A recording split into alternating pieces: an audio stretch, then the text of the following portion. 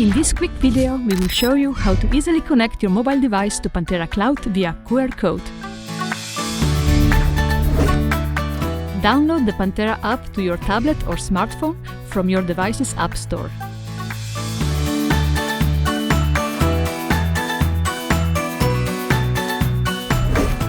Then, open the Panthera app, select Scan QR and point your device at the QR code displayed on the microscope's head.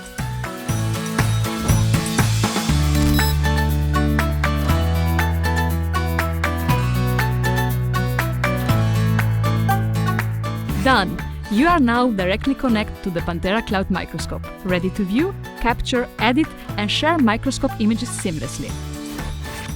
Thanks for watching this video.